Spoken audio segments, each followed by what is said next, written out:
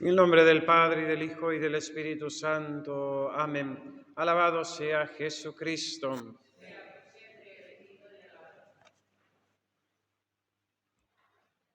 Hoy que la liturgia nos lo permite, hacemos misa votiva en honor a Santa Filomena, cuya fiesta litúrgica en algunos lugares era el pasado domingo.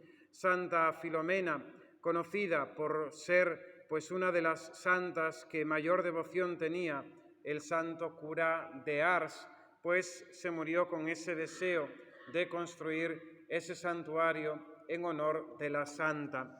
Una santa curiosa porque no se supo nada de ella hasta el siglo XIX, que en medio de las excavaciones que se hacen en la ciudad de Roma se encontraron un sepulcro con su nombre, Filomena Pax Tecum, Filomena, la paz sea contigo.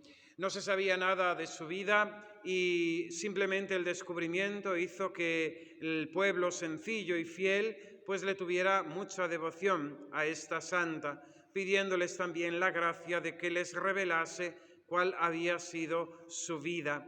Y así se recibió revelaciones privadas acerca de la vida de Santa Filomena, revelaciones privadas que la Iglesia aprobó diciendo que no contenían nada en contra de la revelación pública, en contra de la fe. Esa es la aprobación prudente siempre de la Iglesia con respecto a las revelaciones privadas.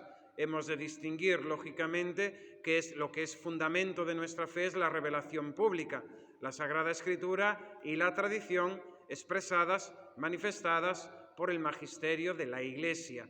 La fe se fundamenta en la revelación pública de nuestro Señor, contenida en la Sagrada Escritura, en la tradición de la Iglesia y compendiada o manifestada, vamos a decir, en el magisterio de la Iglesia.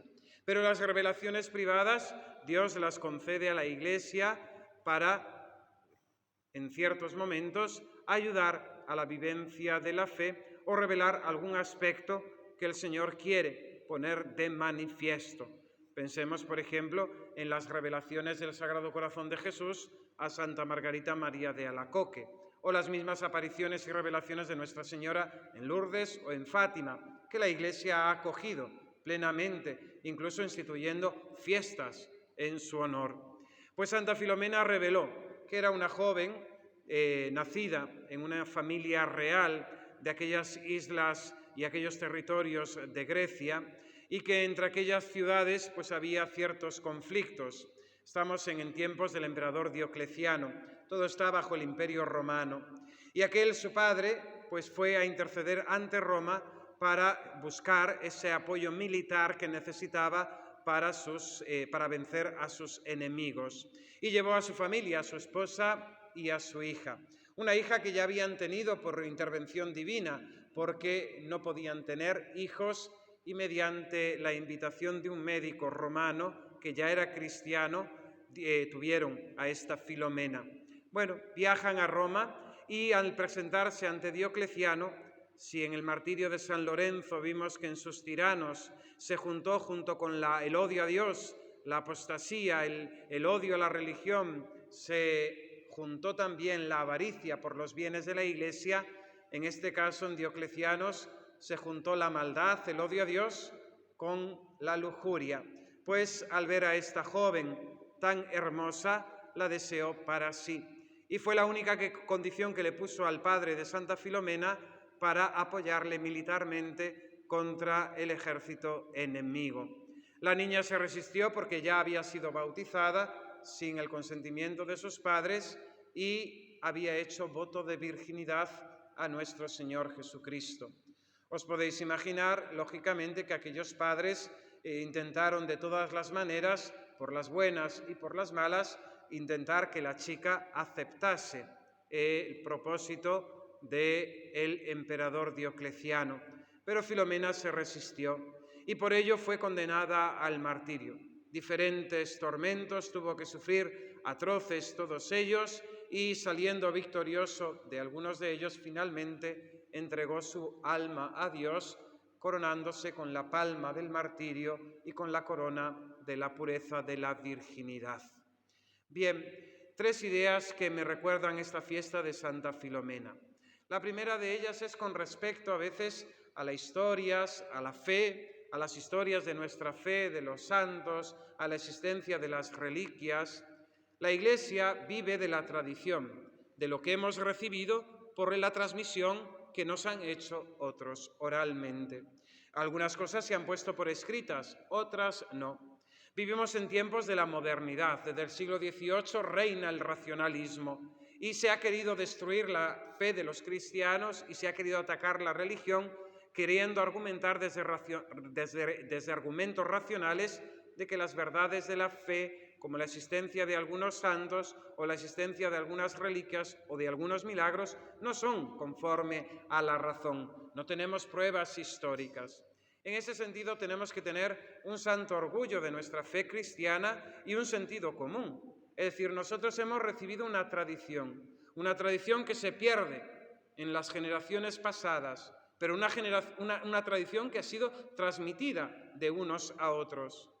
Primero, lo que tienen que demostrar, tienen que darnos razones para decirnos que no es verdad.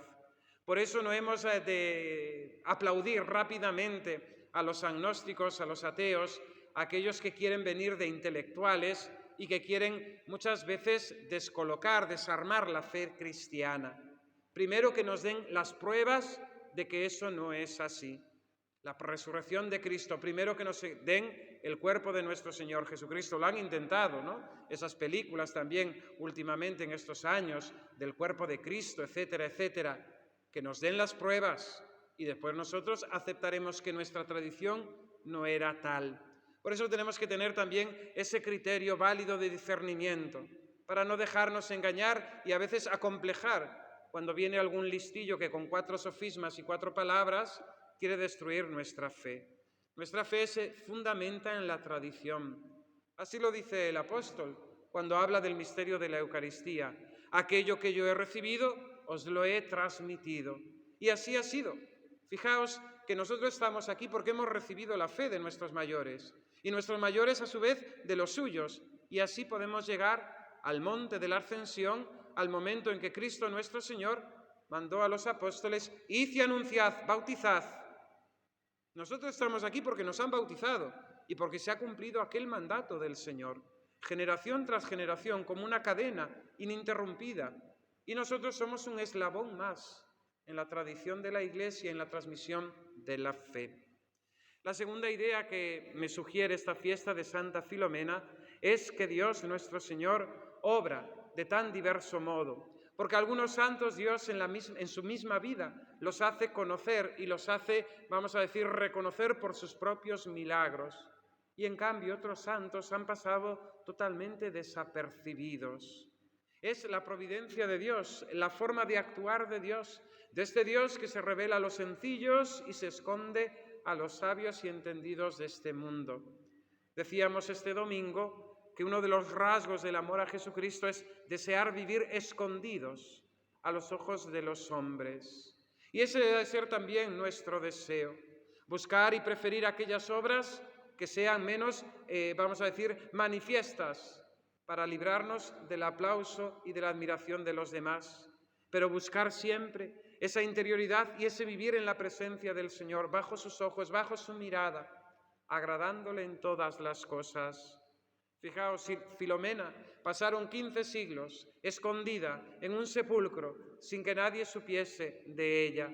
Y Dios, en el momento que quiso, en su providencia, hizo que mediante unas excavaciones, una arqueología, se descubriese su cuerpo y fuese una santa veneradísima hasta nuestros días, por el mismísimo santo cura de Ars, entre otros.